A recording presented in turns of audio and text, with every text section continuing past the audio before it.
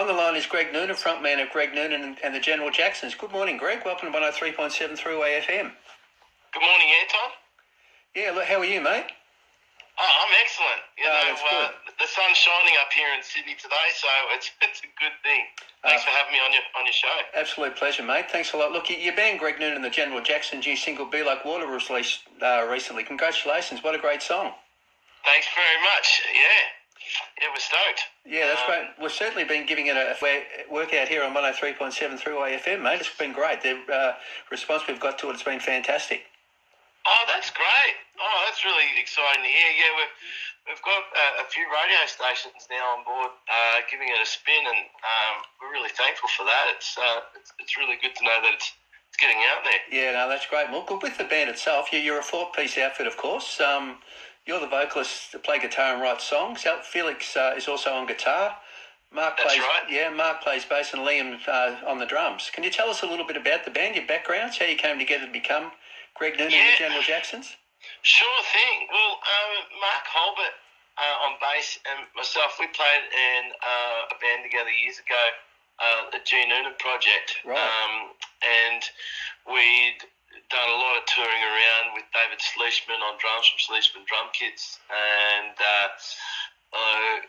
Felix was also, we were doing gigs together. He was in another band, so we sort of known those guys for quite a while. Right. And we went our own way, probably late 2008, and then I went off and formed my own band, and it was actually with Liam. I saw him playing the Blue Mountains with another outfit, and we befriended each other, and we started playing music, and then we've sort of brought ourselves together as a hybrid of probably the past and the present, and that's how we've sort of come together, and they're all very, very experienced players. Yeah, fantastic. In their own right.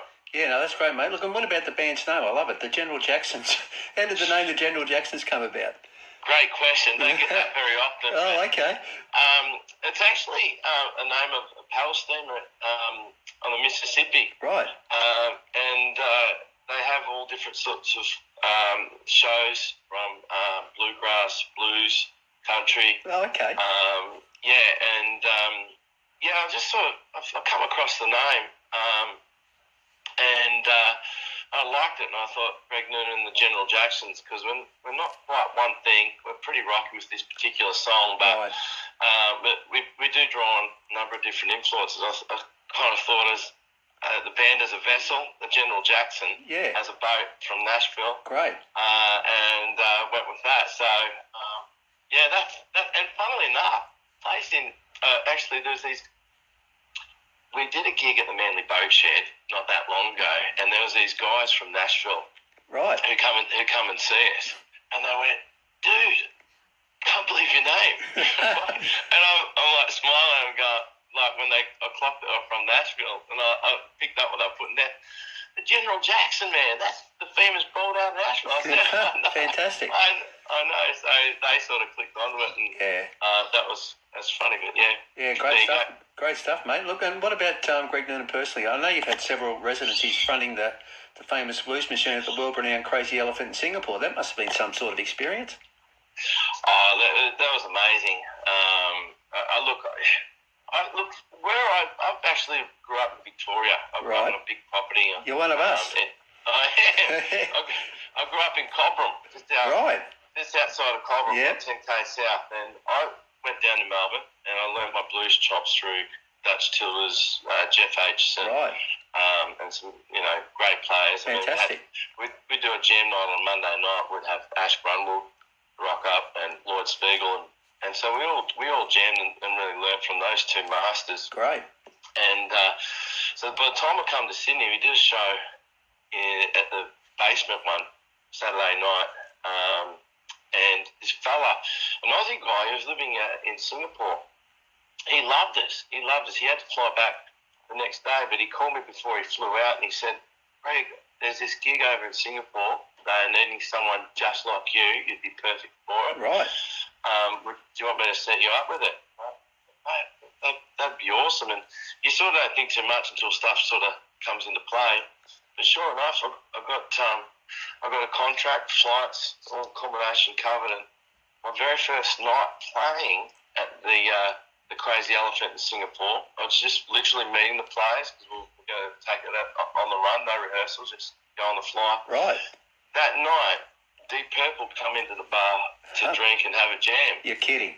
Fantastic. I'm not. It's quite. And I soon learnt that it's quite a famous bar. Where, absolutely. A lot of internationals would come in and jam. It was just had this magic about this place where it was low key, but just always delivered a great night of fun and playing there. So yeah, probably done about I think seven tours before COVID hit. Across a number of years, 3 months at a time, and yeah, really honed my chops playing with the blues machine and fronting 5 nights a week. Absolutely. At the bar. Yeah, no, that's fantastic. And did you get to jam with Deep Purple at all? Was that? I did. You did. Yeah. Look, and that was going to be my. As soon as you mentioned Deep Purple, I remembered straight away. Now I reckon you might have jammed with them. So there you go. You did. I did. I was drinking beers with Ian. I was in a shout with Ian Gillan. I'm like, you're kidding. I'm like, no, I'm not. Fantastic. I'm like, he's straight up great fella. I bet he is. Yeah. And I couldn't wait to call my sisters because I was massive Deep Purple yeah, fans fantastic. Still. So yeah, it was a spin out, and it was a been. really wild night of jamming. I was like, oh shit. Really incredible. Lucked out here. Yeah, well, they're one of my favourite bands of all time too. Fantastic stuff. Look, I've got to ask you, did you jam Smoke on the Water? No, we didn't. You didn't do Smoke on the Water. we didn't. I think. Oh man, don't get me wrong. I was looking around going, is someone gonna riff out around them? But everyone was pretty cool and respectful. We're just doing some old blues covers. Oh, okay, yeah, fantastic, mate. And riffing out on some stuff. Yeah, brilliant. But yeah. Look, you mentioned the touring and that. You've also played extensively in other countries around the world as well. I've got a list of them here. New Zealand, the UK, the USA, and Central America. Gee, you've certainly got around a fair bit. Oh, look, you've got to fly the carpet. That's the thing with music. It'll take you different places. You allow and you work towards it too. It takes a lot of work to play. Absolutely, yeah. Parts of the world. Yeah. Yeah, I've played. So over in Austin, probably the first time I played America was it was actually virtually. We were avatars for. Like now they've got Meta and the Meta universe with Facebook's call themselves Meta and the online world. Right. Well, we were contracted to play South by Southwest as avatars on a big screen at South by Southwest. And there was a big story covered. The Age covered it and did a write up on it because we were broadcast. We played live, but the avatars of us were not real. And South by Southwest. So that would have been 2005, and then the next year, 2006, I went over to America, did a couple of gigs over there. Right. I did. Went to Austin. We went to Austin, and was a massive Stevie Ray Vaughan fan. That was amazing to get over there and played over there, and also. Went to the Caribbean and played Cuba and a number of various places in the Caribbean as well. So yeah, been pretty fortunate to travel. Yeah, fantastic. Travel there, and then over to England, London, played a short little tour over there. Which is great. So I just love London. There's a whole different vibe. There's the whole pub vibe. Yeah, it's fantastic. Getting into it. Yeah. No, that's great, mate. Fantastic stuff. Look, if we can talk about Be Like Water for a moment. Now, can you tell us a little bit about the song? Yeah, so the song come about.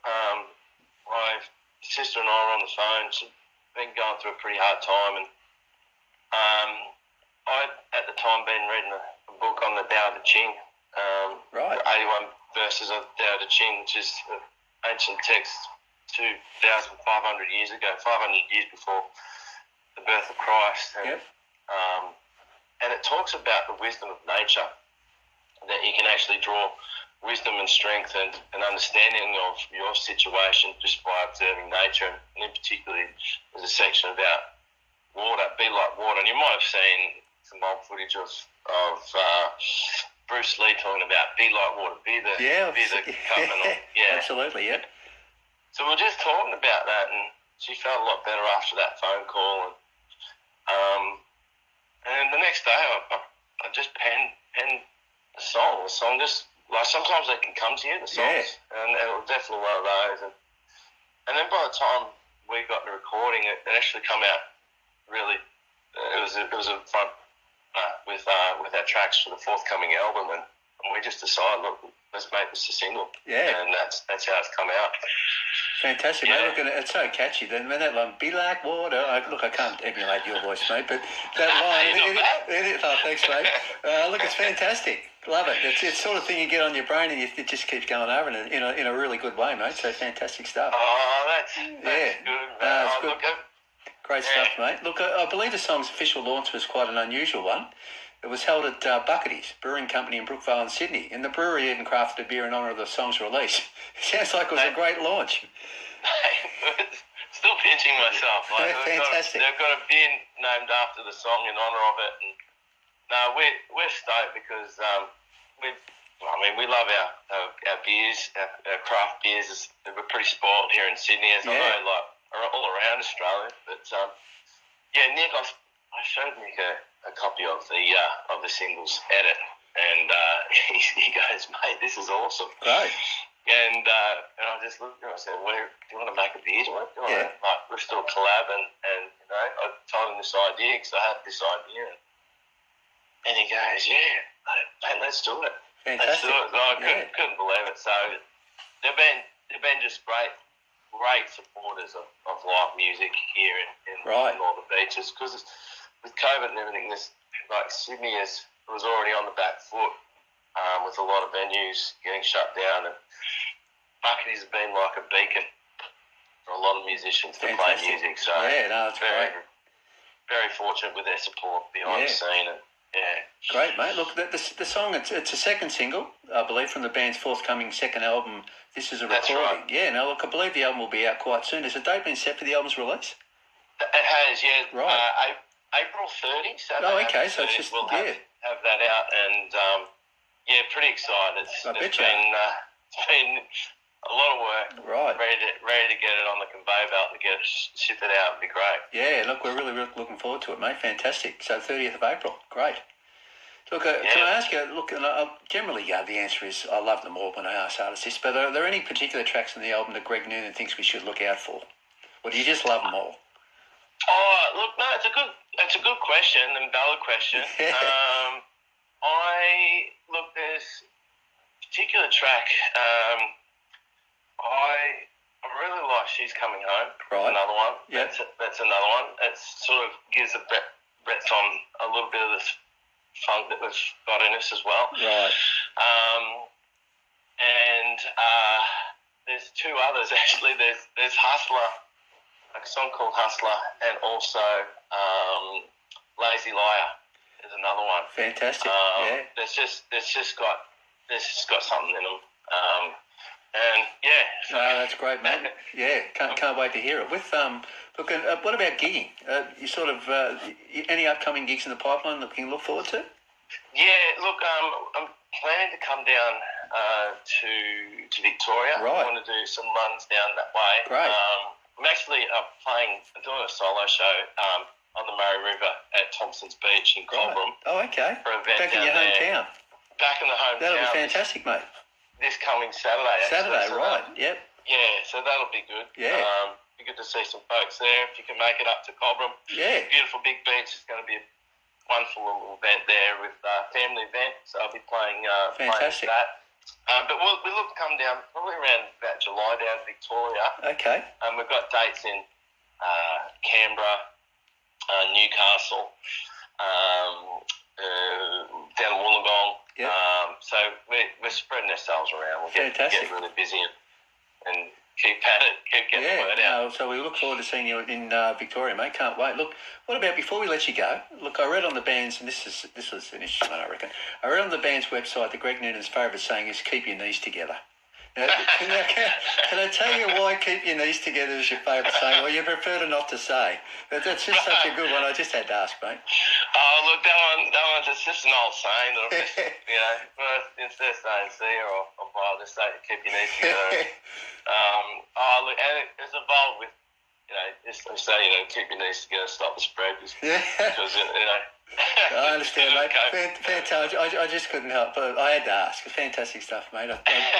I had the best belly laugh I had for a while, I think, when I read that. Fantastic, mate.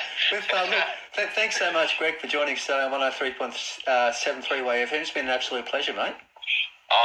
Thank you, Anton, and it's people like yourself that keep people like me going, and really appreciate all that you do with music. So thank you. Not a problem. Our pleasure, mate. Look, and good luck with Be Like Water. It's a fabulous song.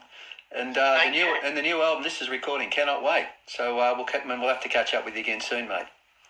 I'd appreciate that and enjoy it just as much as this interview has been. Thank you again. No worries. Thanks a lot. We'll talk to you later, Greg. Bye, mate. Bye-bye.